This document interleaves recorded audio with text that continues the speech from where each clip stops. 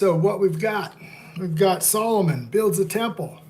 Okay, that's where we're at. Solomon builds the temple, and then God's going to make covenant or remind us of a covenant.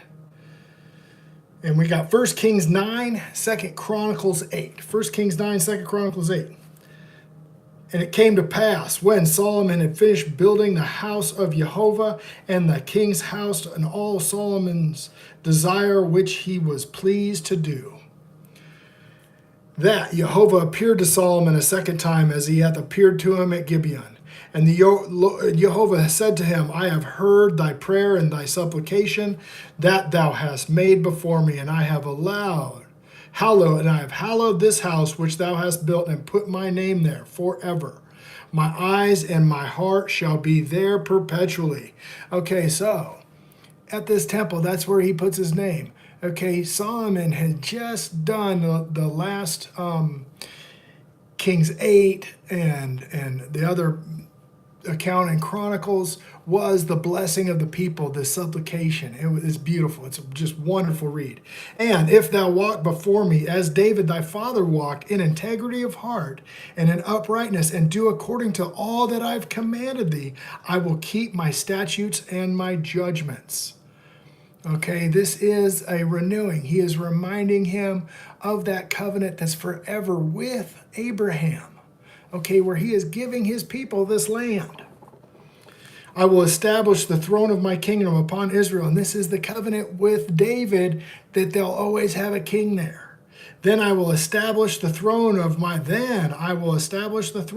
thy kingdom upon Israel forever, as I promised to David thy father, saying, there shall not fail thee to be a man upon the throne of Israel. But if ye shall turn from following me or your children, and will not keep my commandments and my statutes, oh, these suckers, and not keep my commandments and my statutes which I have set before you, and go and serve other gods and worship them, then I will cut off Israel out of the land which I have given them, and this house which I have hallowed for my name I will cast out of my sight. And out of Israel shall be a proverb and a byword among all people.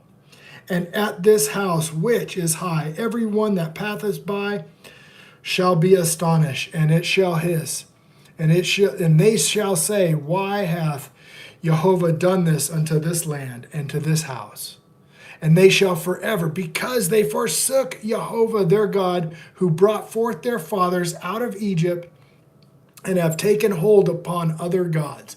That's the bad deal. And then what's Solomon going to do? We know, because we've read this before.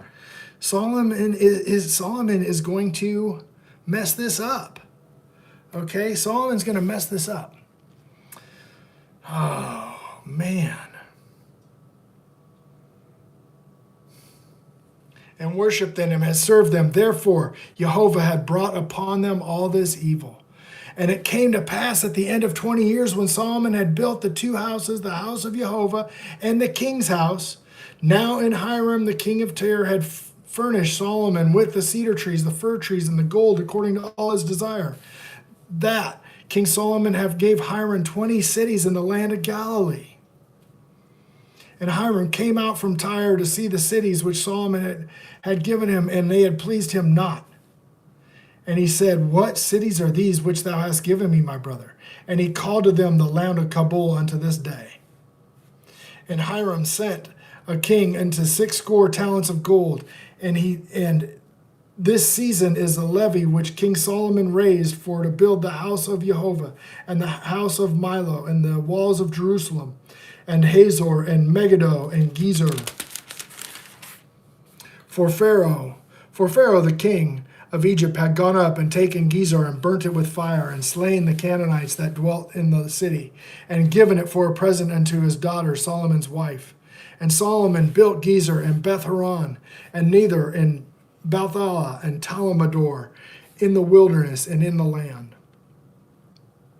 and all of the cities of the store that Solomon had, the cities for his chariots, and the cities for his horsemen, that which Solomon desired to build in Jerusalem, and in Lebanon, and all the land of his dominion, and all the people that were left of the Amorites, and the Hittites, and the Perizzites, and the Hivites, and the Jebusites, which were not of the children of Israel.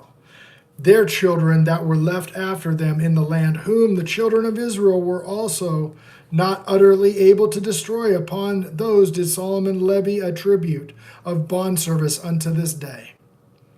But the children of Israel did Solomon make no bondmen, but they were men of war, and his servants, and his princes, and captains, and rulers of his chariots, and of his horsemen. These were the chief of the officers that were over Solomon, the work of 550, which bare rule over the people that wrought in the work. But Pharaoh's daughter came out of the city of David, and unto her house which Solomon had built for her. Then did he build Milo. 3 times in a year did Solomon offer burnt offerings and peace offerings upon the altar which he built unto Jehovah. And he burnt incense upon the altar that was before Jehovah. So he finished the house. And King Solomon made navy ships in Ezion Geber, which is beside Eloth, in the shore of the Red Sea in the land of Edom. And the Hiram sent in the navy, and his servants, and the shipmen, and all the knowledge of the sea with the servants of Solomon. And they came to Ophir, and fetched from hence gold 420 talents, and brought it to King Solomon. That is 1 Kings 9. Now I'm going to go to Chronicles, and we're going to hear another account of this. 2 Chronicles 8. And it came to pass at the end of 20 years, wherein Solomon had built the house of Jehovah and his own house, and that the cities which Hiram had restored to Solomon, and Solomon built them, and caused the children of Israel to dwell there. You know, Solomon built his own house. And I think I'm going to have to go back and look. But when Solomon was building it, he finished his house before they finished the temple. And it's just something that's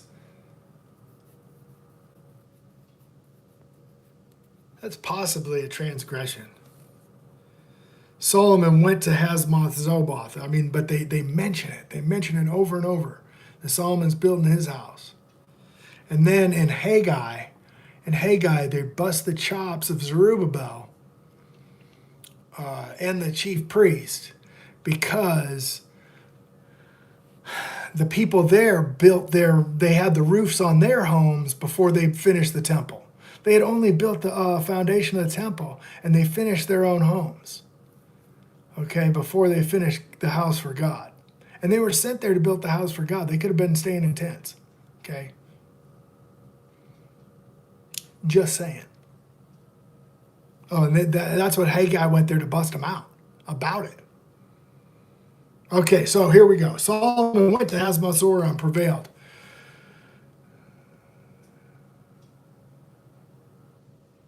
Yeah, I don't know about all that, Jeff. And Solomon went and Hamath-Zoar and prevailed against it, and he built Talendor in the wilderness. And then I would say no. Yeah, he actually busted their chops because he also busted their chops, not only for building that temple, but he came back. He came back, and it says on the 24th day it would be our 12th month. So it would be like Christmas Eve. He came back in and busted their chops for somebody being unclean, working on the temple. People who were in the business of building that temple were unclean. So they had to straighten that out. Yeah. What is the sign of Solomon for? Oh, you talk about like the Star of Remphan? Yeah, that's wicked, if that's what you're talking about. Okay, so he built Talendor in the wilderness. And then I'm about ready, I think it's in 1 Kings 9, where Solomon ends up building the high places for some of his wives. So he builds houses, he builds places of worship for other gods here, like in like the next chapter. So he also built Beth Horon and the upper Beth Horon and nether fenced cities with walls and gates and bars. Balbaalath and the store cities, and Solomon had all the chariots and the cities of his horsemen, and all Solomon desired to build Jerusalem and in Lebanon and throughout all the land in his dominion. For all the people that were left of the Hittites and the Amorites and the Pezerites and the Hivites and the Jebusites were which not of Israel, but their children who left after them in the land, whom the children of Israel consumed not, them did Solomon make pay tribute until this day. So he had them pay tribute unto this day. But the children of Israel did Solomon make no servants for his work, but they were men of war, and the chief of his captains, and the captains of his chariots, and his horsemen. Okay, so the Israelites were the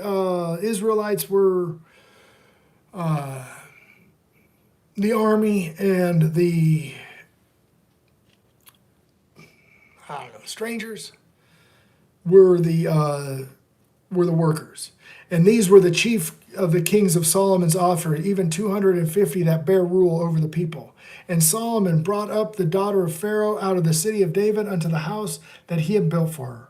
And he said, My wife shall not dwell in the house of David the king of Israel, because the places are holy, whereunto the ark of Jehovah hath come. Then Solomon offered the burnt offerings unto Jehovah, and on the altar of Jehovah, which he had built before the porch. Oh, is that right? Okay, I'll look that up. I'll look that up, Jeff.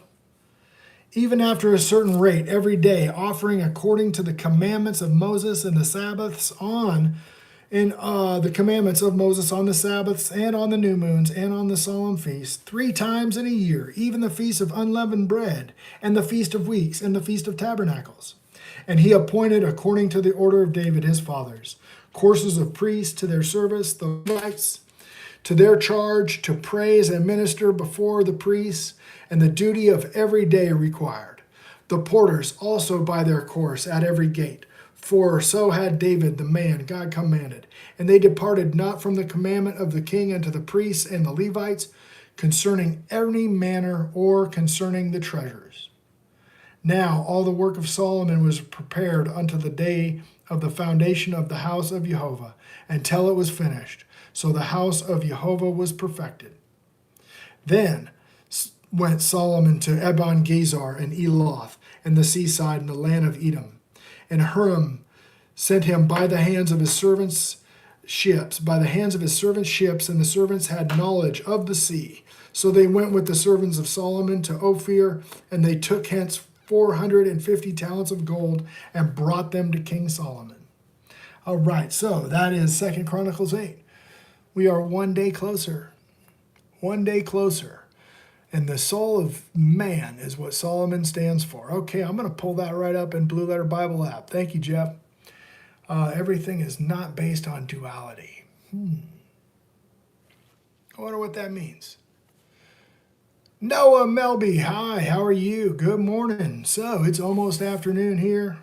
The morning is almost bye-bye.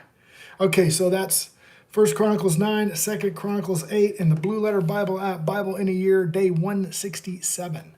One day closer. And we gain more knowledge of God as we read every day. And I keep my highlighter out, and I got my pen and my notepad just in case I see something interesting and I want to go back and check it out later. All right, guys, I love you.